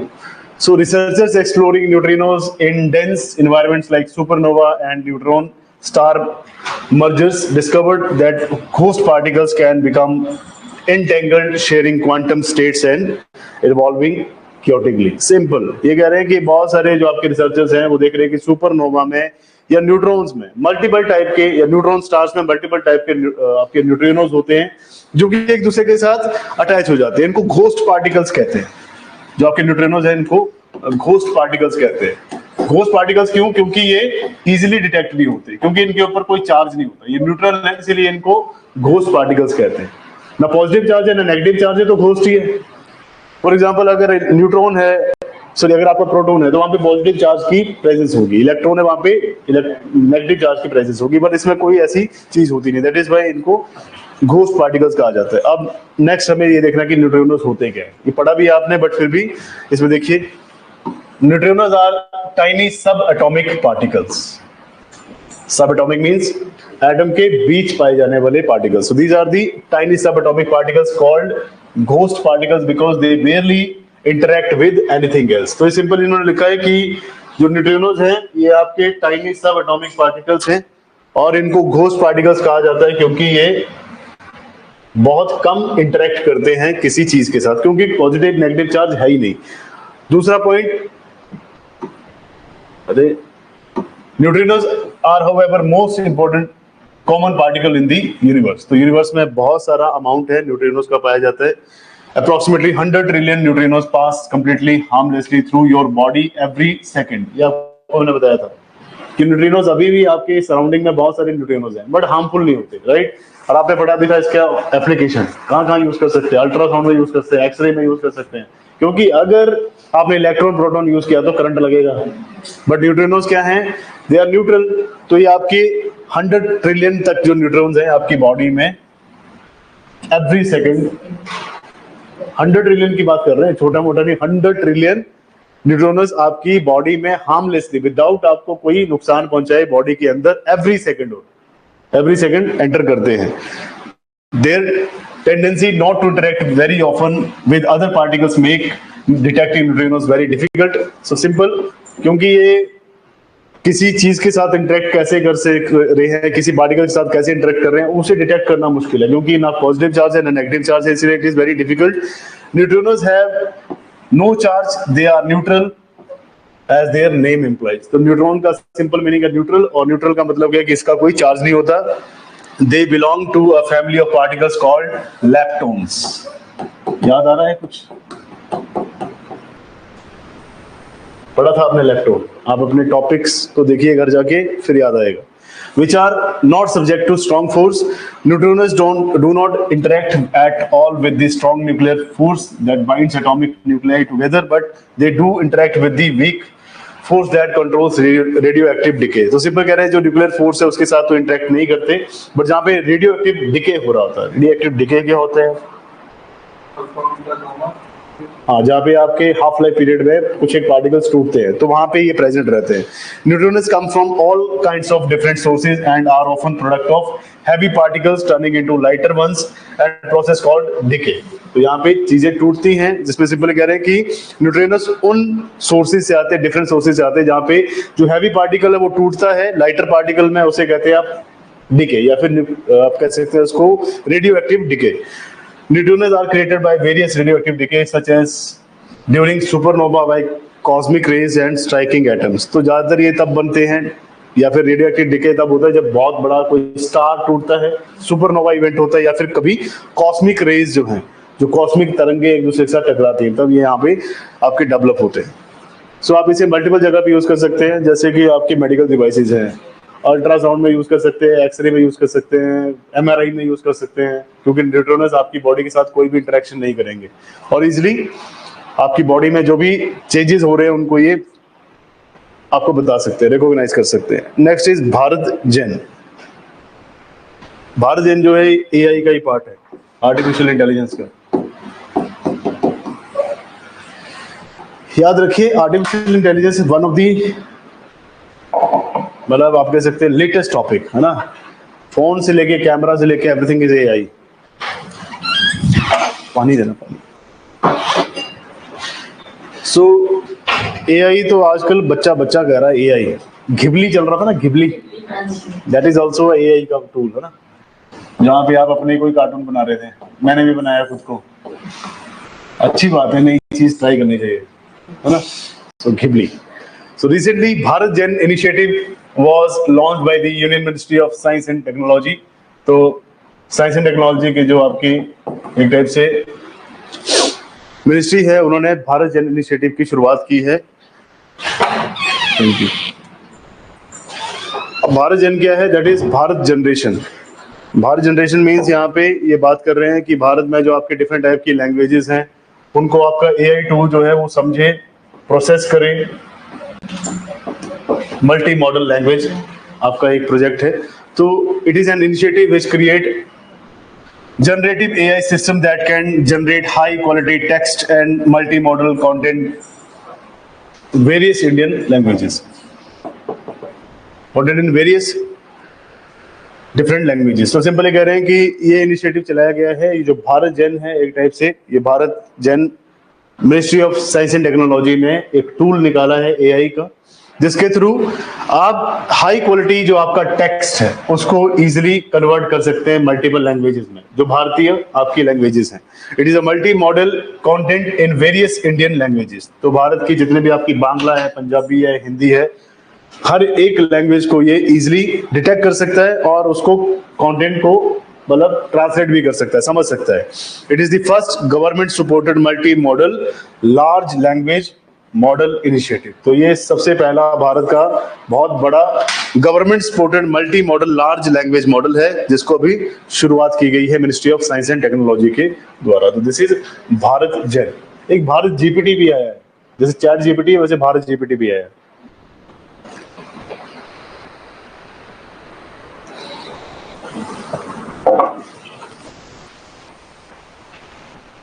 नेक्स्ट है जल ही अमृत programme.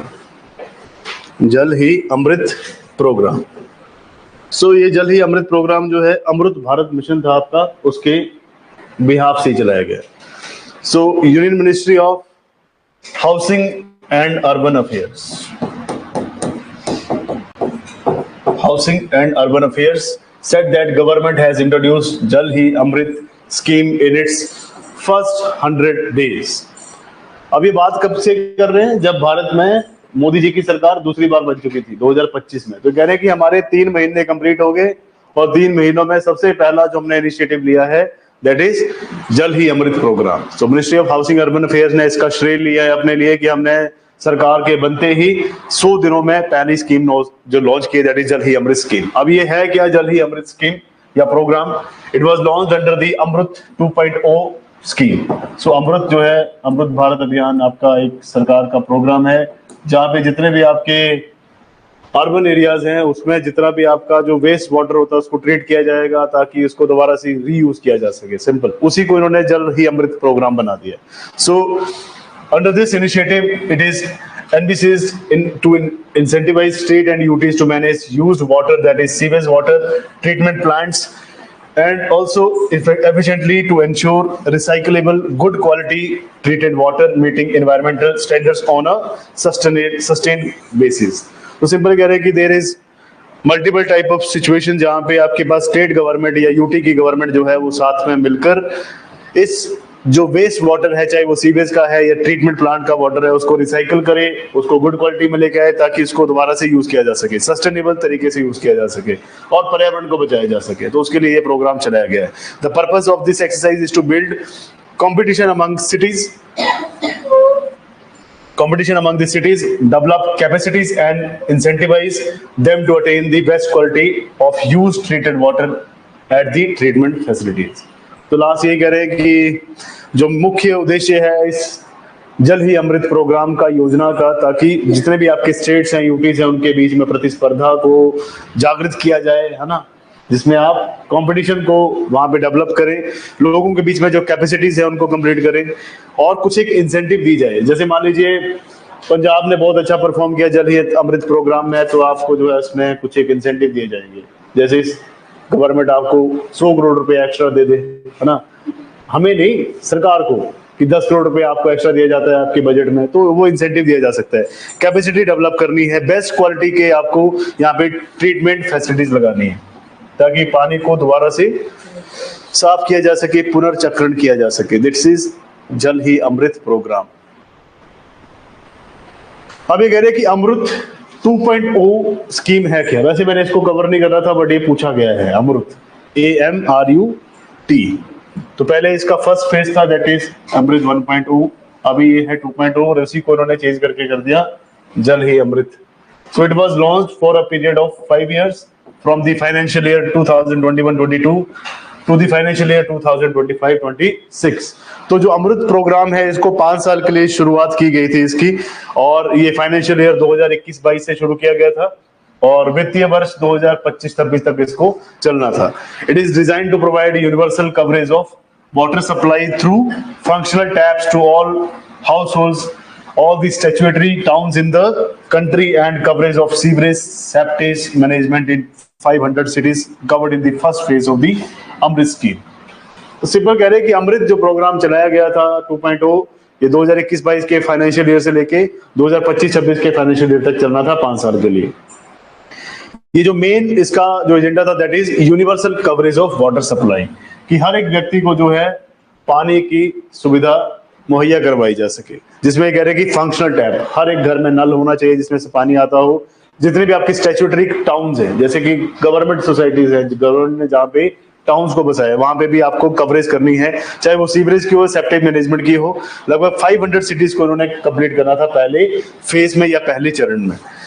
Amrit 2.0 will promote circular economy of water by developing city water balance plan for each city, focusing on recycling, reusing treated sewage, rejuvenating water bodies and water conservation। Simple कह रहे हैं कि अमृत 2.0 में इन्होंने कहा था कि हमें एक सर्कुलर इकोनॉमी चलानी। सर्कुलर इकोनॉमी मतलब जहां पे हर जगह पे आपके पास वाटर की फैसिलिटीज अवेलेबल हो।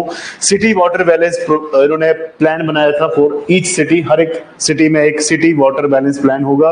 और ज्यादातर फोकस किया जाएगा कि आप जो ट्रीटेड वाटर है, जो आपका सीवेज वाटर है या फिर वेस्ट वाटर है, उसको दोबारा से रिट्रीट किया जाए, उसको दोबारा से रिसाइकिल किया जा सके। जितने भी आपके वाटर बॉडीज है, जितने भी आपके बाउडियां हैं, जितने भी आपके वाटर सोर्सेज हैं, उनको दोबारा से रेजुविनेट किया जाए, उनको दोबारा से पुनर्जीवित किया जा सके।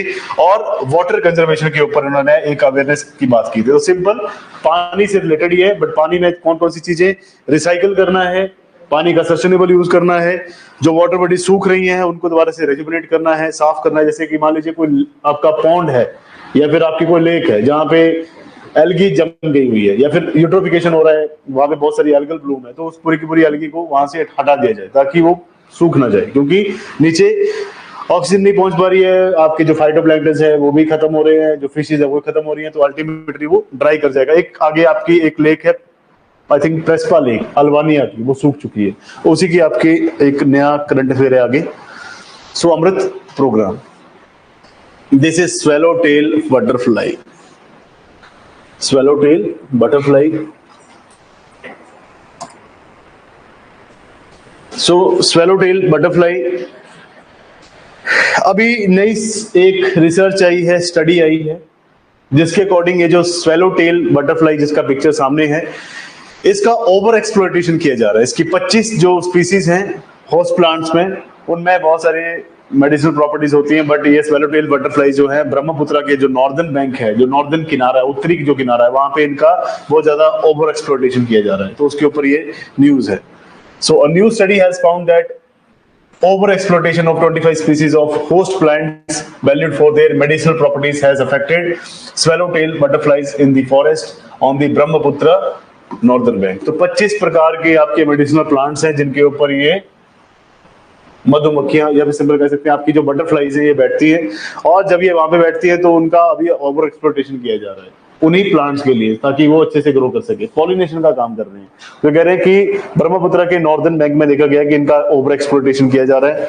अपीयरेंस कैसी होती है? अपीयरेंस देख लीजिए, ऐसी होती है, इसकी टेल है, पीछे पूंछ जैसी दिखती है, एक्सटेंशन है हिंड विंग्स का, ये थोड़े से फैले हुए हैं इस तरह से, and although many species are tailless, कहीं में टेल होती नहीं है पीछे, राइट। डिस्ट्रीब्यूशन क्या है स्वेलोटेल का? They are found worldwide except in the Arctic, तो आर्कटिक रीजन को छोड़ के सब जगह पे ये पाई जाती है। इंडिया में लगभग India host 77 of the 573 swallowtail butterfly species recorded across the world so far. तो सिंपल कह रहे हैं कि स्वेलोटेल जो बटरफ्लाई है एक आर्कटिक रीजन के अलावा सब जगह पाई जाती है पूरे वर्ल्ड में। दूसरा, पूरे संसार में या पूरे विश्व में या पूरे वर्ल्ड में देयर आर 573 स्वेलोटेल बटरफ्लाई, जिसमें से 77 भारत में पाई जाती है। इकोलॉजिकल इंपॉर्टेंस क्या है, मतलब जिस क्षेत्र में ये पाई जाती हैं वहां पे इनकी क्या महत्वता है, ये क्यों इंपॉर्टेंट है जिस एरिया में पाई जाती है।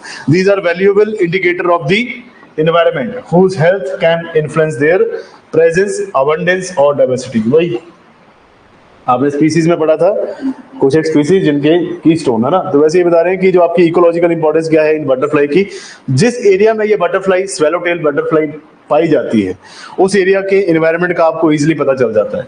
अगर एनवायरनमेंट प्रदूषित है, पोल्यूटेड है, तो वहां पे ये नहीं पाई जाएंगी। अगर ये बहुत ज्यादा पाई जा रही है मतलब एनवायरनमेंट बहुत अच्छा है, राइट, मतलब जहां पे पाई जा रही है वहां पे एनवायरनमेंट ठीक है, बट जहां पे अबंडेंस में पाई जा रही है मतलब बहुत यहाँ पे फेवरेबल कंडीशन है इनके लिए, और जहां पे इनकी डाइवर्सिटी है, मल्टीपल टाइप्स की है, तो मतलब वो हॉटस्पॉट एरिया है, राइट। सो स्वेलोटेल बटरफ्लाई।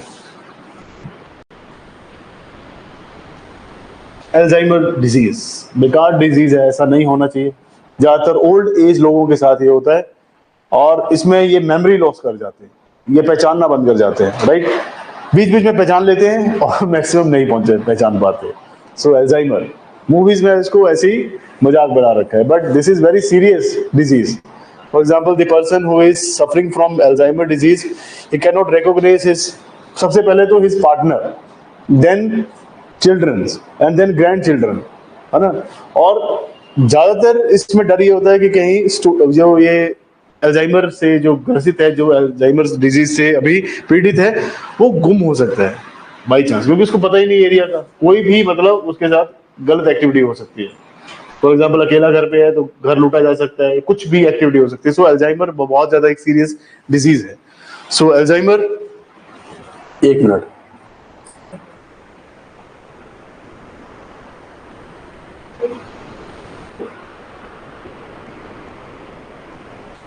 इसके ऊपर वेटलैंड भी है टू कंजर्व सच बटरफ्लाईज. आपने बटरफ्लाई के लिए कौन सा बताया था मैंने आपको? वेटलैंड. बटरफ्लाई को कंजर्व करने के लिए कौन सा था? वेटलैंड. वो कह रहे कोई वाटर आपको बताया था, बोला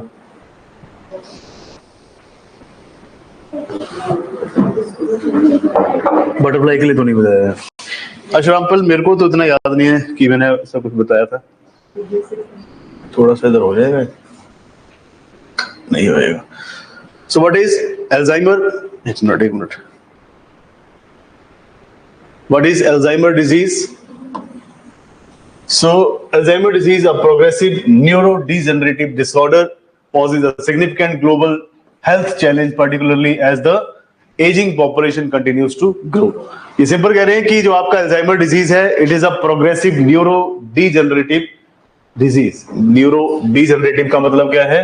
अगर न्यूरोजेनरेटिव होती तो मीन्स इसमें न्यूरॉन जो है वो प्रॉपरली काम कर रहे हैं, बट अगर इट इज डीजेनरेटिव मीन्स आपके न्यूरॉन जो है उन्होंने काम करना बंद कर दिया है.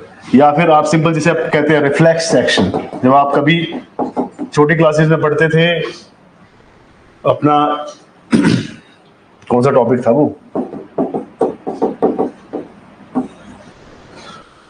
नाम याद आ, नर्वस सिस्टम. जब आप नर्वस सिस्टम पढ़ते थे तो वहां पे आपको पढ़ाया जाता था बायो वाली मैम के द्वारा या सर के द्वारा, है ना, कि देयर आर मल्टीपल न्यूरॉन्स जो आपको रिफ्लेक्स एक्शन भेजते हैं. फॉर एग्जांपल अभी मैं जो बोल रहा हूं आपको कैसे दिमाग तक जा रहा है कि इसका मीनिंग हिंदी या इंग्लिश या आपको समझ में आ पा रहा है. फॉर एग्जांपल अब मैं सिंपली आपके सामने अफगानी लैंग्वेज में बोलना बात कर दूं स्टार्ट, या फिर मैं स्पेनिश में बात करना शुरू कर दूं, तो आपका जो रिफ्लेक्स एक्शन है, आपके पास रिफ्लेक्स एक्शन एक मैसेज तो छोड़ेगा, है ना, बट वो मैसेज ये छोड़ेगा कुछ बोला जा रहा है बट समझ में नहीं आ रहा. क्यों? क्योंकि आपके रिफ्लेक्स एक्शन में, आपके नर्वस सिस्टम में, आपके ब्रेन में वो अभी तक डेवलप नहीं है. सो वैसे ये कह रहे हैं कि ये एक प्रोग्रेसिव न्यूरो डीजेनरेटिव डिसऑर्डर है, जहां पे न्यूरॉन्स, वहां पे आपका रिफ्लेक्स एक्शन काम करना बंद कर देता. आप लोगों को पहचानना, ये चीजों को याद रखना भूल जाते हैं. और it is a significant global health challenge.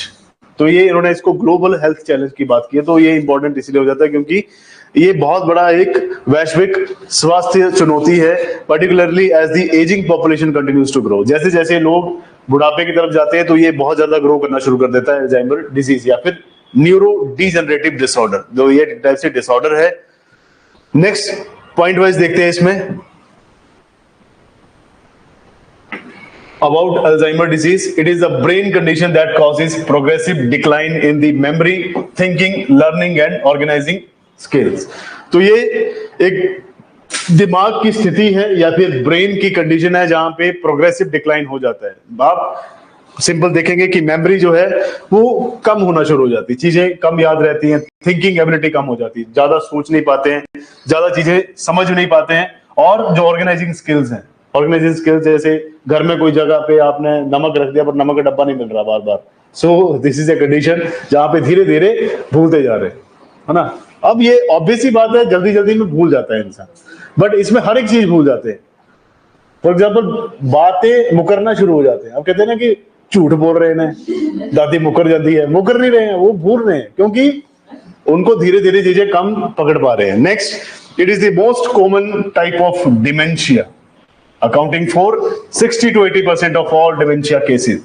Dementia भी एक टाइप से ऐसी डिजीज है जहां पे दिमाग कम काम करते हैं. डिमेंशिया मतलब क्या होता है? डिमेंशिया इज अ डिजीज जहां पे आप छोटे बच्चों की तरह बिहेव करना शुरू कर देंगे, अपनी एज से कम एज में. आप वैसे सियाने देखना आप कभी, हाँ बचपना से ज्यादा आ जाता है उसमें, है ना, एकदम से रोने लग जाएंगे, एकदम से रूठ जाएंगे, एकदम से वैसे ही, और काम भी दिमाग कम करता है, डिमेंशिया। तो 60-80% जो केसेस हैं अल्जाइमर के वो डिमेंशिया के ही होते हैं। It involves parts of the brain that control through out thought, memory and language. तो ये जो ब्रेन का पार्ट है जो कि कंट्रोल करता है आपके थॉट्स को, आपके विचारों को, आपकी मेमोरी को, आपकी याददाश्त को, आपकी लैंग्वेज को, आपकी भाषा को। It can seriously affect a person's ability to carry out daily activities. तो सिंपल सी बात है, बनाने जा रहे थे चाय पर किचन में पानी पी के वापस आ गए, है ना, ऐसा भी होता है। आप जा रहे थे मार्केट बट आप पार्क में घूम के वापस आ गए, फिर बाद में घर आके बोलते हैं तो चावल नहीं लेके आए, तो चावल लेने गया था। फिर वो उनको उस टाइम फील होने लगता है फैमिली मेंबर्स को कि something is wrong.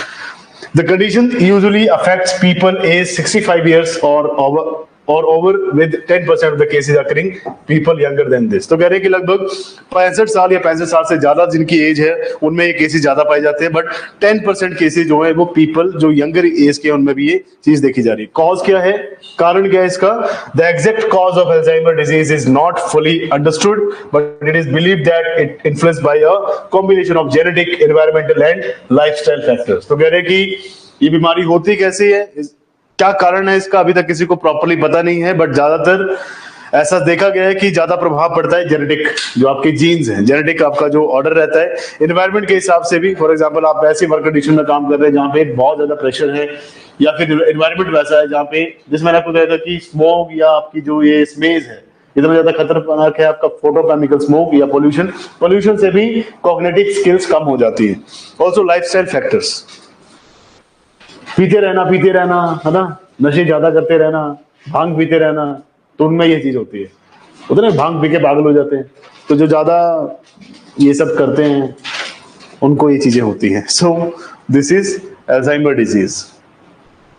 What is Alzheimer disease? इसमें कॉज दे रखा है, नॉट फुली अंडरस्टूड बिलीफ, और ये बिलीफ है अभी तक, ये माना जाता है, मतलब एक टाइप से मान्यता है कि ये इन कारणों से होता होगा। सिम्टम्स, अर्ली साइंस क्या है? The early signs of the disease include forgetting recent events और कन्वर्सेशन। 15 मिनट पहले ही कहा और वो चीज भूल गए, है ना। और जो रीसेंट इवेंट हुआ है, 2-3 दिन पहले शादी हुई, कब हुई शादी, है ना, ऐसा रिएक्शन देना। Over time it progressive serious memory problems and loss of the ability to perform everyday task. तो आगे चलकर ये बहुत सीरियस हो सकता है, क्योंकि मेमोरी प्रॉब्लम हो जाएगी, एवरीडे टास्क करना मुश्किल हो जाएगा। अरे यार, इसमें मेरे को हंसी आती है कि ऐसी बीमारियां कहां से आती है ना, और आती ही क्यों है। बट अल्जाइमर अब ज्यादा हो चुका है, बहुत ज्यादा हो चुका है, इसमें बहुत सारे केसेस देखे जा रहे हैं अभी। Treatment, there is no cure for Alzheimer's, but certain medications and therapies can manage help manage symptoms temporarily, but इसमें कोई है नहीं। अगेन वही, इसीलिए तो हम क्या पढ़ रहे हैं, बायोटेक्नोलॉजी। इसलिए gene silencing, gene editing, gene engineering, जिस दिन जीन इंजीनियरिंग से पता चल गया, या फिर आपका जो क्वांटम कंप्यूटर बन गया, क्वांटम कंप्यूटर आपके 3.2 बिलियन बेस पेयर को पढ़ेगा, उसमें से डिटेक्ट करेगा कुछ एक केसेस को जिनमें अल्जाइमर की प्रॉब्लम रही है, या जिनकी जनरेशन में रही है, दादा को रही है, परदादा को रही है, तो उसमें पूरे के पूरे जीन की स्टडी करेंगे। वो उस जीन में पता चल जाएगा कि ये अल्जाइमर का जीन है, तो उसको वहां से वही क्रिस्पर Cas9 कट करो, पेस्ट करो, लाइगेज करो और कंप्लीट करो। सो इसलिए बायोटेक्नोलॉजी आपका नेक्स्ट, मतलब सबसे बड़ी एक आपके पास इन्वेंशन है, बट बायोटेक्नोलॉजी में मल्टीपल चैलेंजेस हैं। नेक्स्ट है national mission for edible oils, that is oil palm, NMEOOP, national mission for edible oils. हाँ, एक टाइप से पार्शियल लॉस ही होता है डिमेंशिया, बट डिमेंशिया में ज्यादातर बच्चों वाला दिमाग हो जाता है। एक मिनट, इसको थोड़ा सा देखते हैं कितने हो गए हैं ये। अभी 19-20 पे पहुंचे हैं, क्लास लेट भी स्टार्ट हुई है ना।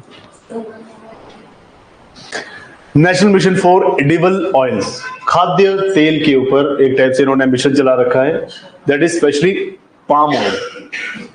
So second day of national level multi-stakeholder consultative workshop on sustainable oil palm cultivation under the National Mission on Edible Oil Palm was recently held. तो अक्टूबर महीने में 2024 में एक नेशनल लेवल पे multi stakeholder consultative workshop हुई जहां पे उन्होंने कहा कि हमें सस्टेनेबल ऑयल को यूज करना है जो कि एनवायरनमेंट को प्रभाव न डाले, तो इसलिए इन्होंने प्रोग्राम चला रखा है national mission for edible oils, खाद्य तेल के लिए राष्ट्रीय अभियान। और इसमें इन्होंने कहा है कि जो पाम ऑयल है उसके ऊपर ज्यादा फोकस किया जाएगा। सो it is launch by the government of India in August 2021 and it targets substantial increase in the palm oil cultivation and crude palm oil production।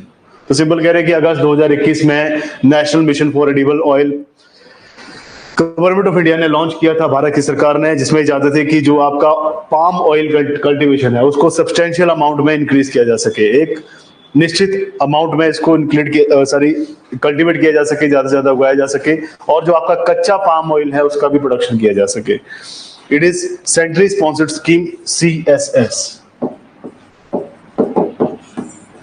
So it is centrally sponsored scheme with a focus on Northeast region and Andaman Nicobar Island। Simple, ये line आपको याद रखनी है। With focus on increasing area and productivity of oil seeds and oil palm।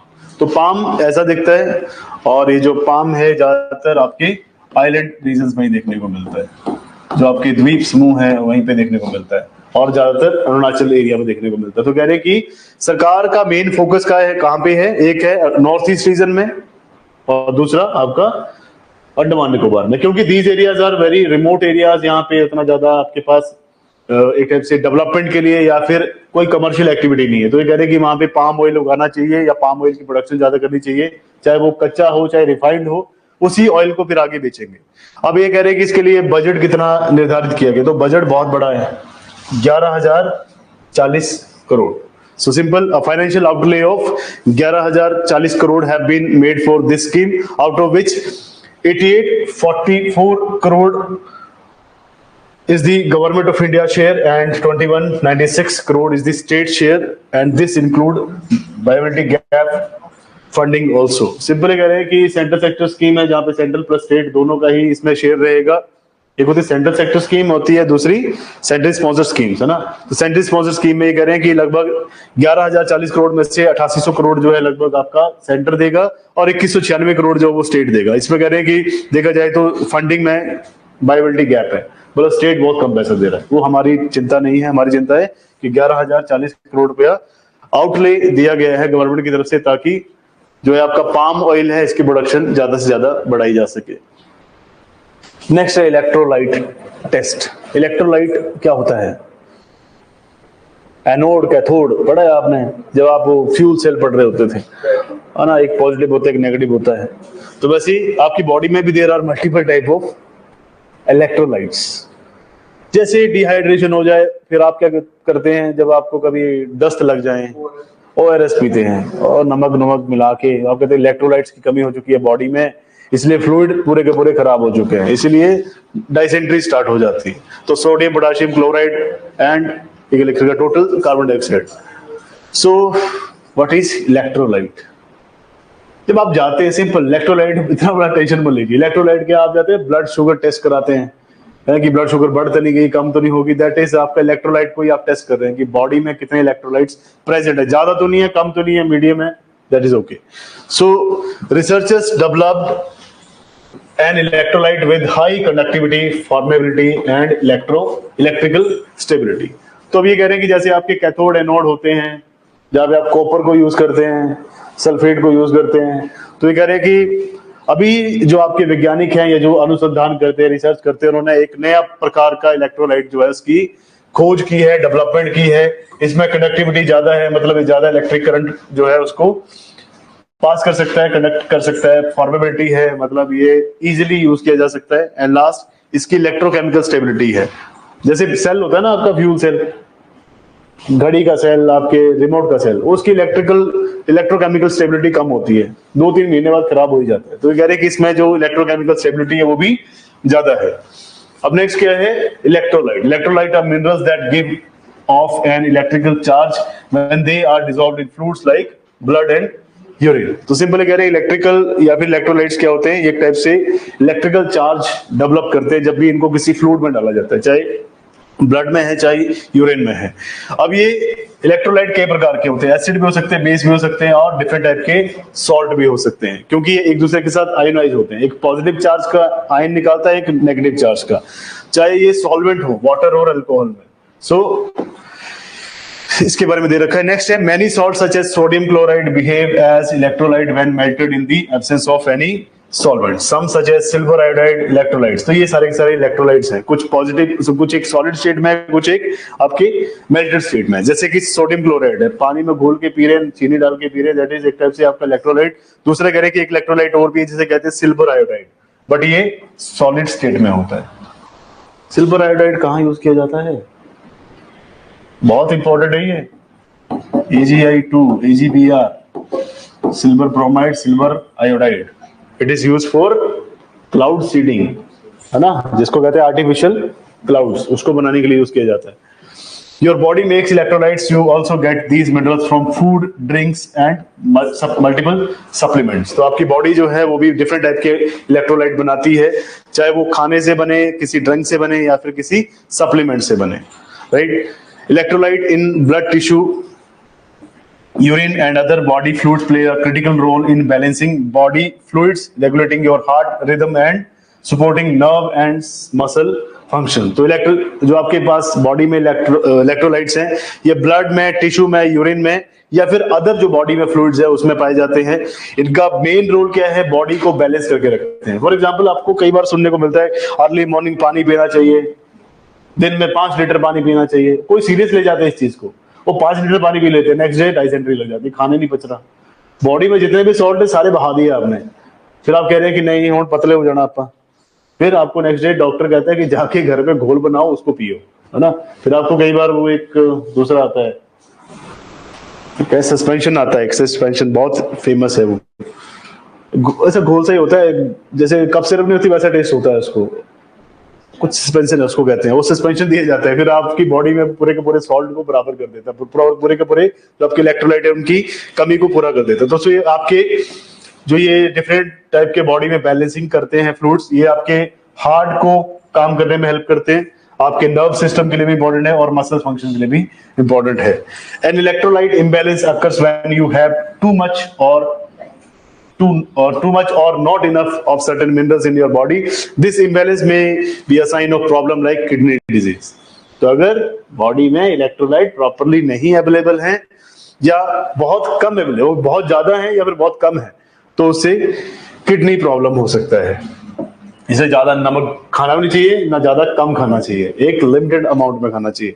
And electrolyte panel is a blood test that measures electrolyte levels. जैसे कहते हैं ना कि सेंधा नमक यूज करो, सीधा नमक इसलिए क्योंकि वो ज्यादा इफेक्ट नहीं करता है बॉडी के ऊपर, और जो टाटा सोल्ट है ना, ये टाटा सोल्ट है, थोड़ा सा ज्यादा डल गया तो काम खराब है। So limited amount. Next is what is sickle cell disease. Sickle cell disease, SCD। The pharmaceutical giant Pfizer, सबसे बड़ी कंपनी है फाइजर। मेरे बहुत सारे जो दोस्त हैं वो फार्मास्यूटिकल में काम करते हैं, बट सबसे बेस्ट जो कंपनी आपकी यूएस की कंपनी है दैट इज फाइजर। इसका PFIZER फुल फॉर्म तो अभी नहीं पता, बट सिंपल इसका name is Pfizer.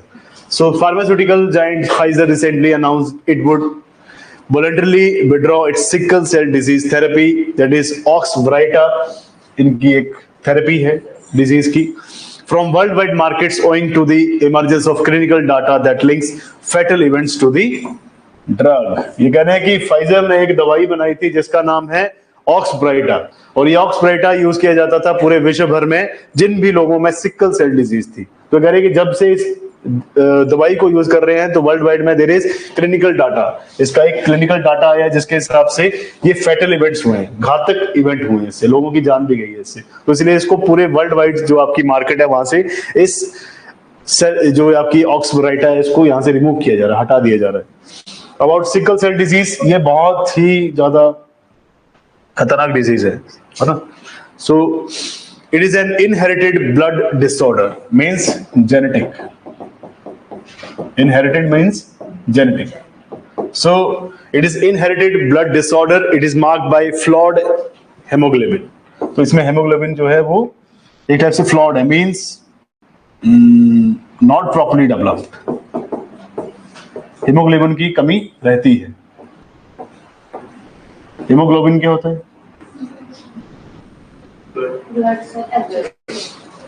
RBCs, red blood cells, that is haemoglobin. Haemoglobin की कमी इज एनीमिया। एनीमिया के लिए क्या करना होता है? ज्यादा आयरन से युक्त चीजें खाएं, जैसे कि हरी पत्तियां, साग खाएं। आयरन के बर्तन में खाना बना के आयरन नहीं आता है, आयरन के अलग से सप्लीमेंट लेने पड़ते हैं। मेरे घर में एक दिन बन रहा खाना, कहते लोहे की कढ़ाई है, मैं फिर कहते बहुत इससे आयरन आएगा। मैं नहीं नहीं ये मत करो। अब लोहे की कढ़ाई से अगर मान लीजिए आपने 500 ग्राम की आपकी कढ़ाई है, तो 500 ग्राम की रहेगी, लोहा उसमें से निकल के नहीं आ रहा है। पता नहीं क्या दिमाग में चल रही चीजें, बट हो जाता है कई बार, घर वालों ने भी सुना है कहीं से। तो इसलिए आपको इसके लिए अलग से मेडिसिन भी आती है ना। ज्यादातर एनीमिया मुक्त भारत अभियान चलाया था सरकार ने, वो ज्यादातर लेडीज में प्रॉब्लम आती है, ये मतलब विमेन्स में, कि एनीमिया के चांसेस ज्यादा उसमें पाए जाते हैं, क्योंकि there is maximum blood loss because every month का that is phenomena. So hemoglobin is the molecule in red blood cells that carries oxygen to the tissues of the body. Simple. Haemoglobin क्या है? ये RBC का ही एक molecule है जो कि आपके टिश्यूज में या फिर आपके ऑर्गन्स में ऑक्सीजन को पहुंचाता है, राइट। अब ये कम होगा तो ऑक्सीजन कम जाएगी, ऑक्सीजन कम जाएगी तो that is be very very fatal event. So how does it affect the blood flow? ये ब्लड फ्लो को कैसे प्रभावित करता है? बहुत छोटा है इसमें text, sorry. Normally RBCs are disc shaped, flexible enough to move easily through out the blood cell. तो जो आपकी आरबीसीज हैं, रेड ब्लड सेल्स हैं, ये डिस्क शेप की होती हैं, फ्लेक्सिबल होती हैं बहुत ज्यादा, और ये इजिली आपकी ब्लड वेसल, जो आपकी जो रक्त धमनियां हैं, जो आपकी नसें हैं खून की, उनमें इजिली ये फ्लो कर सकती हैं। People with sickle cell disease have typical hemoglobin molecules called hemoglobin S. तो जिन लोगों में ये सिकल सेल डिजीज होती है उनमें हीमोग्लोबिन S पाया जाता है, जो कि एटिपिकल है। मींस जो नॉर्मल आपका हीमोग्लोबिन होता है उससे ये अलग है। Which can distort RBCs into sickle or a crescent or a shape. तो सिंपली कह रहे हैं कि ये जो है आपके आरबीसीज का जो एक टाइप से मूवमेंट है उसको रोक देता है, या आरबीसीज में एक क्रीसेंट बना देता है, एक अलग शेप बना देता है, जिसके थ्रू ऑक्सीजन की जो सप्लाई है वो कम हो जाती है। These sickled RBCs do not bend or move easily and can block blood flow to the rest of the bodies. So simple, ये जो सिकल बन जाता है या क्रीसेंट बन जाता है, ये ब्लड फ्लो को रोक देता है, या ऑक्सीजन की सप्लाई को रोक देता है। And sickle cell disease interface with the delivery of the oxygen to the tissues. So simple, इसमें ऑक्सीजन की सप्लाई बंद हो जाएगी। ये होता कैसे, क्या कारण है इसका? The cause of sickle cell disease is a defective gene called sickle cell gene. तो सिंपल ये एक जेनेटिक डिसऑर्डर है और इसमें से सिकल सेल जीन को रिमूव करना पड़ता है, क्योंकि ये जो जीन है सिकल सेल डिजीज का, सिकल जीन, ये डिफेक्टिव जीन, एक जीन है, इसको बाहर निकालना पड़ता है। वही इसमें जीन एडिटिंग करनी पड़ेगी। A person will be born with sickle cell disease only if two genes are inherited, one from the mother and one from the father. तो किसी भी व्यक्ति में अगर ये सिकल सेल डिजीज होगी तो उस व्यक्ति में होगी जो कि दो जीन इनहेरिटेड करता है। एक मदर से आएगा जीन सिकल सेल का, दूसरा आएगा फादर से, राइट। तो इसीलिए दोनों साइड से जब ये जीन आता है तो ये किसी भी व्यक्ति में डेवलप हो जाता है। सिम्टम्स क्या हैं इसके, क्या क्या से सिम्टम को क्या कहते हैं? लक्षण, बिल्कुल सही। इसके लक्षण क्या है? पहला, अर्ली स्टेज में क्या होगा? एक्सट्रीम टायर्डनेस और fussiness from the anaemia, painfully swollen hands, feet and jaundice. तो किसी व्यक्ति में अगर शुरुआती दौर पे अगर देखें, पहले चरण में देखें, तो व्यक्ति जो है वो थका रहता है, थकावट ज्यादा फील करता है। फसीनेस फ्रॉम दी एनीमिया, एनीमिया के कारण ज्यादातर वो कई बार चक्कर खा के गिरेगा। नेक्स्ट, पेनफुली स्वॉलन हैंड्स, हाथ जो है वो फूले रहेंगे, उसमें सूजन आएगी, और पांव भी सूजे रहेंगे, इससे जॉन्डिस भी होता है, पीलिया भी होता है। Next, later stage, severe pain, anaemia, organ damage and infections. तो इससे बहुत ज्यादा दर्द होना शुरू हो जाता है, असहनीय दर्द, है ना, पीड़ा, दुख, दर्द, ये सब चीजें शुरू हो जाती है, क्योंकि बहुत खतरनाक बीमारी है। नेक्स्ट, इससे एनीमिया भी होता है, मतलब हेमोग्लोबिन की बहुत ज्यादा कमी हो जाती है। ऑर्गन डैमेज हो सकते हैं, इन्फेक्शन भी से हो सकता है। नेक्स्ट है ट्रीटमेंट।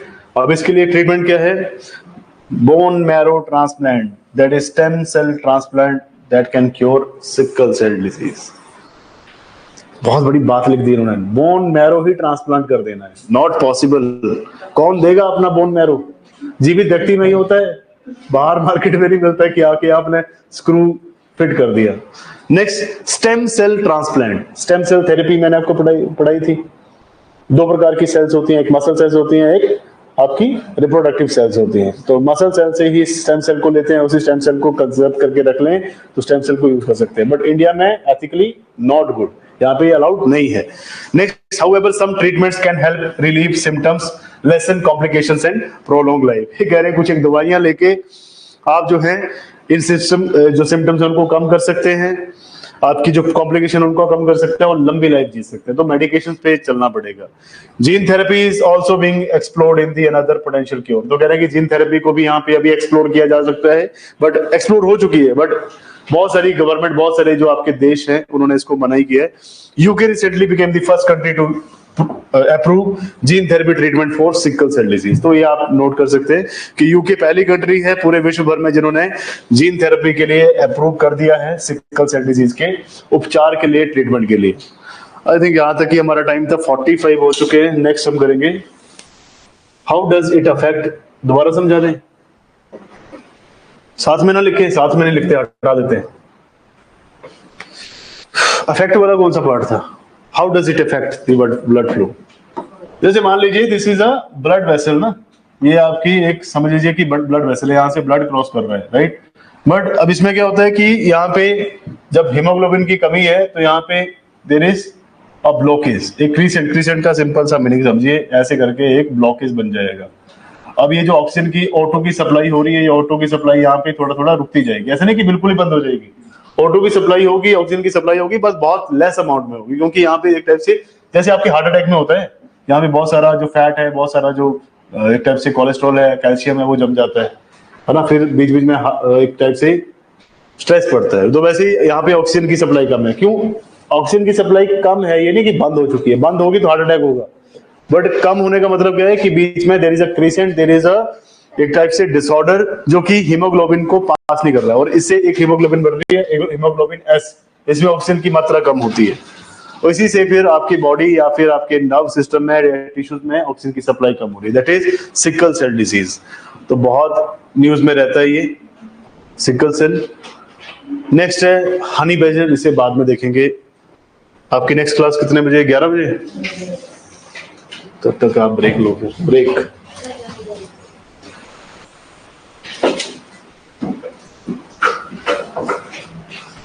अरे क्या क्या